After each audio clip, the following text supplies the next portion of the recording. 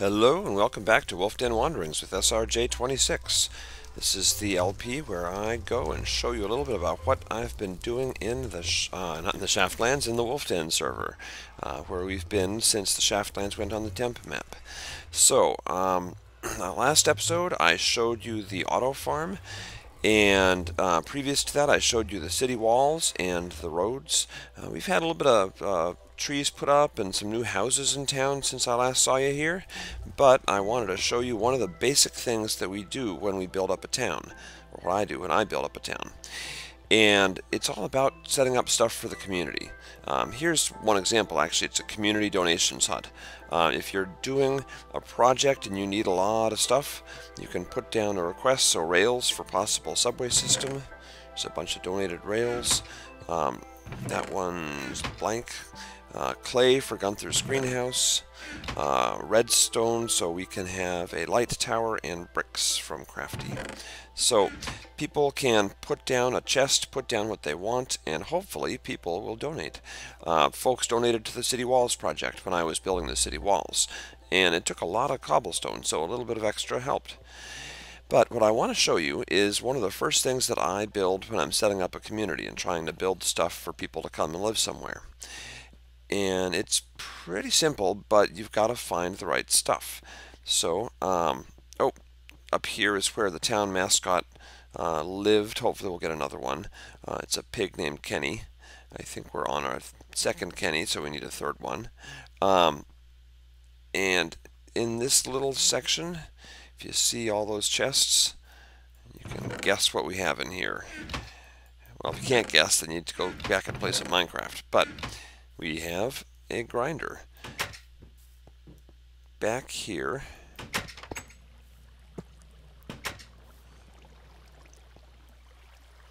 is a spawner.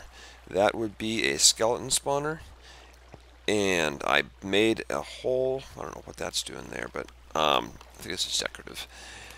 I made a hole in the wall so you could actually see in, and the vines keep any skeletons from shooting you or seeing you, so you can safely look in and gawk at them as they swim off to their doom.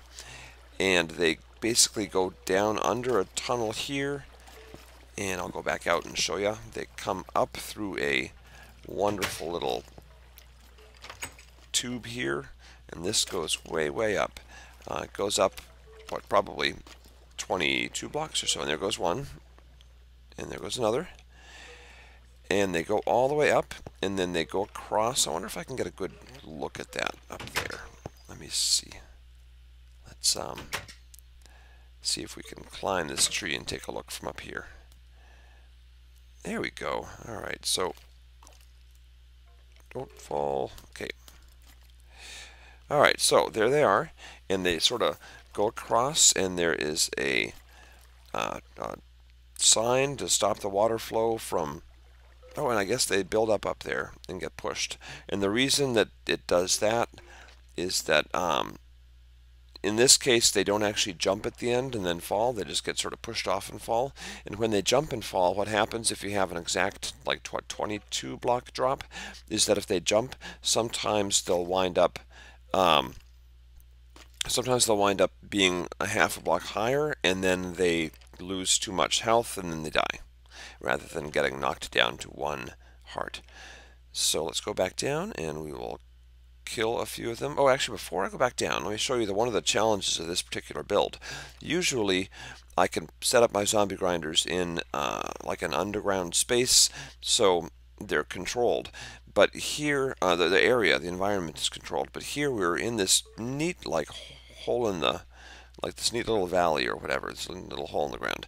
And I was worried that we were going to have creepers come down and explode right near the bottoms of the pipes, and then, like, if you had 100 skeletons built up and they all came out, it would be very bad. Obviously. So Acid Waters helped me build a fence around the perimeter, and we lit the what out of it, and the result has been not really a lot of creepers in here, which has been good, because I don't really want creepers in here. Still, we had a few problems, and I didn't feel like it was a safe place to go AFK, so I built up this wall with this little glass and iron door thing and we use our, I guess it's either Lockhead or LWC. It might be LWC. I don't remember. One of those two. You can put up a sign, and then the timer is how long it stays open, and everyone will let anyone open the door. And it's just a little thing we have on the server. It's a bucket plugin. So we've got these guys built up, and now we can just hit them, and we get their stuff. And there's a button here, and the button does that. And I guess what that means is that they die when they hit ground, rather than, well, let's find out, because I think that's what happens. There had been an experiment with putting a chest down there, but the chest was sucking up the loot even if you killed them manually, and that wasn't the plan. So let me just get that. All right, and then this guy should fall and then just die. In theory. Hello. Hello, nice zombie. And nice zombie. There you go, yeah. So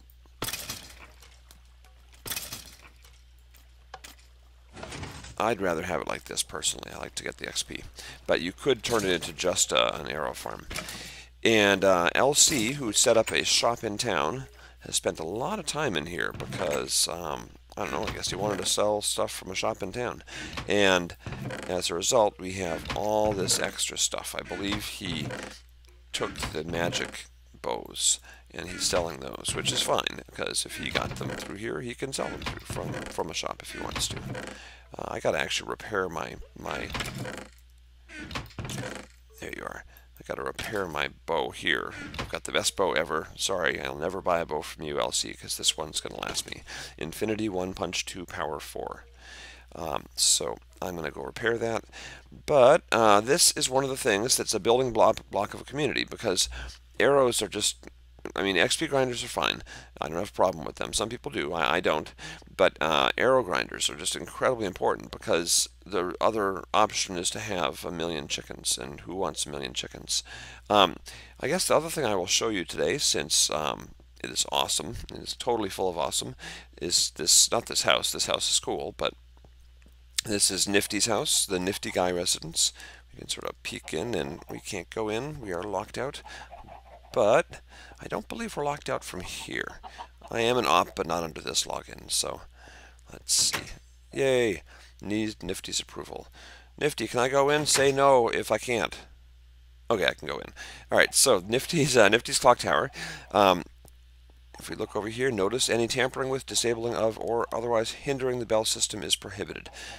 And yeah, if you try to grease people's stuff, you'll get banned. So don't do that. So if we go up, you will see that this is an enormous undertaking. There are bells all the way up, and as soon as we have, there we go, so you can see this is just a huge structure, and it's all sandstone, so it took a lot of effort. And these are the faces of the clock tower, and once we have the day-night sensors, this is a multiverse, so we will have more worlds to explore. So our current nether will pretty much be explored really well, probably by the time 1.5 comes out. But we will just go out to another nether from another dimension, and then we'll be able to go and get stuff, quartz, nether quartz, for day-night sensors and stuff like that.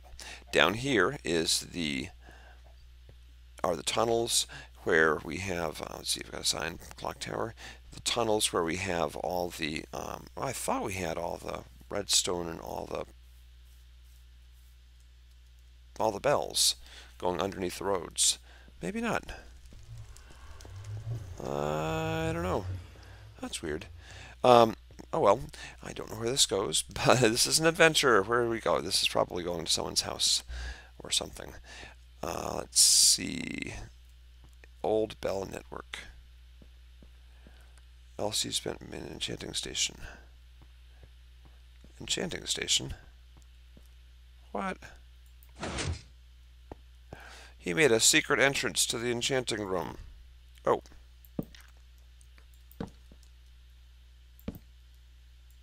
There we go. Alright, I found your tricks, Nifty, or whoever put that in. Whoa.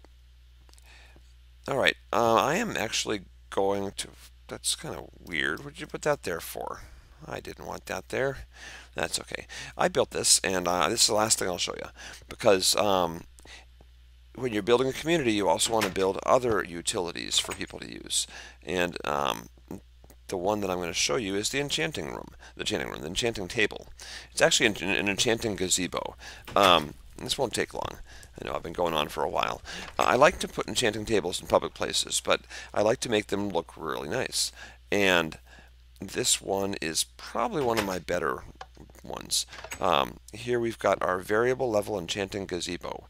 Press button to cycle the enchanting levels up, down. Lights show which banks of bookcases are activated. By the way, one more time, I just want to, can I even see it from here? I'm looking the wrong way. There you go. Alright, so that is what we were just up and inside. In case you had been wondering what I was trying to show off by going inside this structure and not showing you how beautiful it looked, that is what it is. It is Big Ben, and it is probably the best build in Swan City, in my opinion. Oh, hey, Nims. Vidding. Okay, so, the variable level enchanting room. Right now there are no bookcases activated. Oh, by the way, Nems is our rail expert. He is awesome, and if you ever get a chance to learn from him, you should. There you go. See, Nems is he's the shit. He is awesome. Very cool guy. So he's one of the first guys in the Shaftlands I ever really met. Okay, variable level enchanting. He actually refined my redstone and made it better.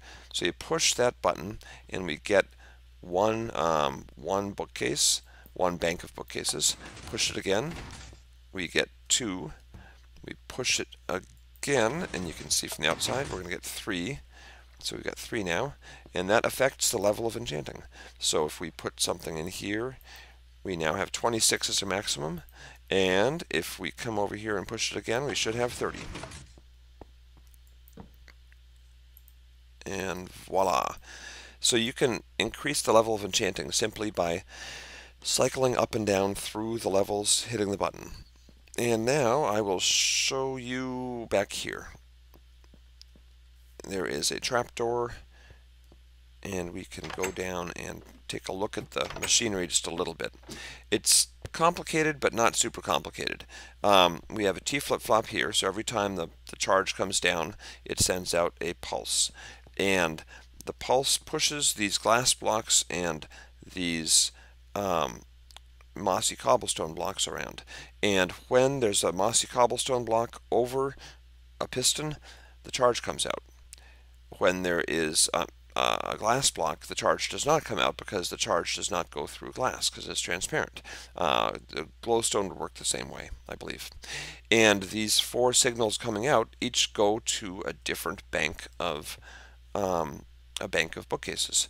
So the result is that you can sort of cycle up and down by taking these 16 blocks and cycling them through. And the cycling, basically it's timed so that first this one will push this guy over here, and then this one will push the whole row down. And the same thing happens over here. So they sort of cycle in a circle, kind of. And that is how that is set up. So if it looked kind of weird and you were wondering how I pulled it off, that's not too hard. A little bit of work.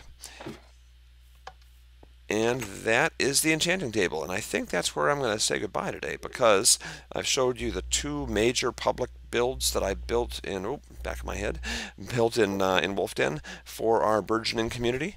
And it's an important thing to build stuff like that, I think, because it gets newer players to be able to come in and be comfortable and do stuff, and you don't have to have everyone having their own enchanting table. Or their own skelly grinder. It's good to share stuff and fosters togetherness. So, thank you for watching. This has been Wolfden Wanderings with SRJ26, and if you have something you'd like me to show off next time, let me know. So, I'll catch you later. Bye-bye.